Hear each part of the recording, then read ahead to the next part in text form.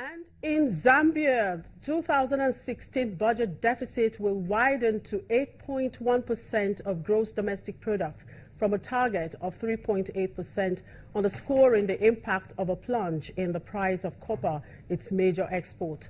The Finance Minister, Alexander Chikwenda, said the cabinet had given the green light for the government to engage with the International Monetary Fund on an economic program in 2016. He said Zambia's economy was projected to grow 3.7% in 2016, below a targeted 7%, and inflation was expected to come in at 15%, well beyond its 7% target. Zambia's electricity deficit has risen to 1,000 megawatts from 700 megawatts in November, as Africa's #2 copper producer cuts hydropower generation due to falling water levels as drought bites the region.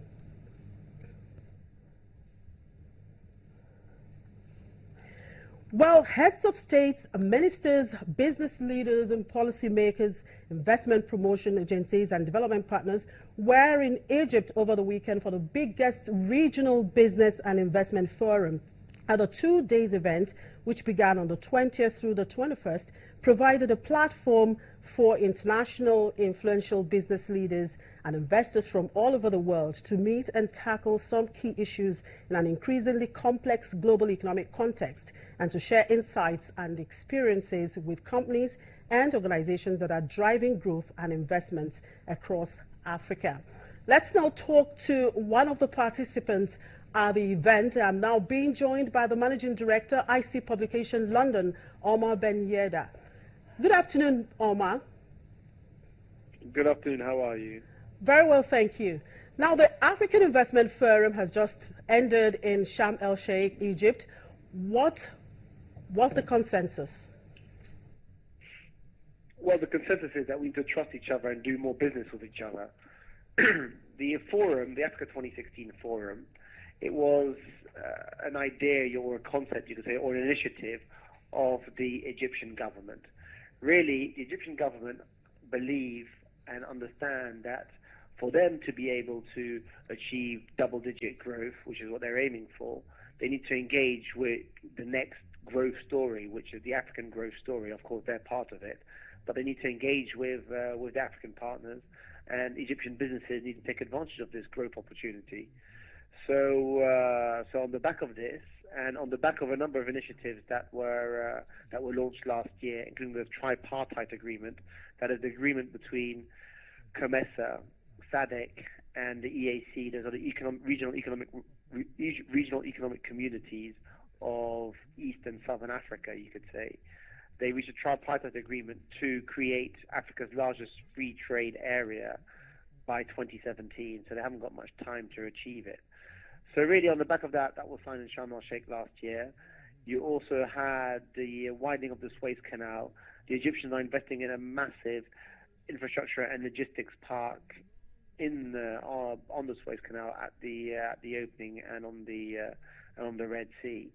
So really, with that in mind, I think Egyptians and the Egyptian government want to open up to the rest of Africa and collaborate more in the same way that the South Africans are doing in Southern Africa, the Moroccans are doing in West Africa to some extent. So I think they want to engage more with the African partners. And what they decided to do is to have an Africa-to-Africa investment forum. And really, in terms of the discussions that we had some very lively discussions. But from my perspective, the word trust came up quite often. Trust between businesses and private sector that is lacking throughout the continent. And because of that lack of trust, then private sector is not investing enough in the region because they don't necessarily trust the governments, what the governments will do. So we need to improve that trust. And also trust amongst ourselves as Africans. We embrace others a lot more easily than we embrace each other. So especially in terms of business. When a foreign business comes to us, we open all doors. But when an African business is trying to expand elsewhere, then we close those doors. I think that in Nigeria, you've possibly been accused of doing that recently, not least by a number of companies who said that Nigeria's policy is slightly protectionist right now, which is making it tougher for other African partners to work with Nigeria as a country.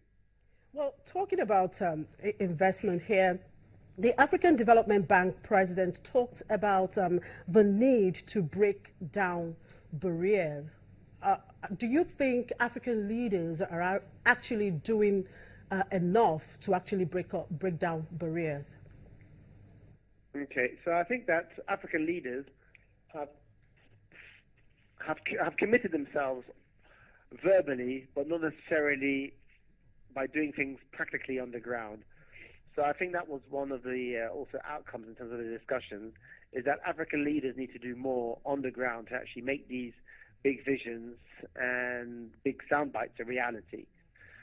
So I think they recognize that, and they understand that the world is increasingly competitive, and you can't just stand still and just hope that things are going to happen and come your way. That's no longer the case. I mean, I think that something that was, again, recognized and unanimous throughout the conversation was that the continent as a whole is facing quite strong headwinds. In Nigeria, you're obviously suffering from the fall in the oil price for the past year or so.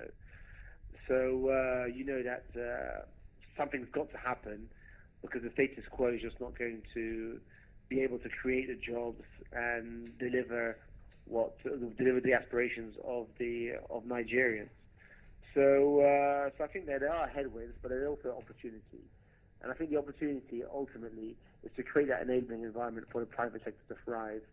I mean, for the past 40 years, government's taken a lead in many respects on the economic front. But really, government, ultimately, its resources are limited. I think that one of the guest speakers, Ahmed Haikal from the investment fund Alcala, said that government debt is at dangerous levels, or not necessarily dangerous, but could reach dangerous levels. And really, there wasn't that much more room for maneuver. So really, it's up to the private sector to take the lead. But the private sector won't be able to take the lead unless the conditions are there for them to take the lead. And that was one of the questions that was raised actually in the forum, in terms of Nigeria especially. I mean, how can an investor go in now when he's expected a currency may devalue in 3 months, and all of a sudden his return is down 30% because of a devaluation? The word devaluation and the question of devaluation was mentioned a few times and raised with the president. And the president, I think, was quite steadfast in his response. He stood his ground by saying, Nigeria needs to change from being an importer to a producer of goods.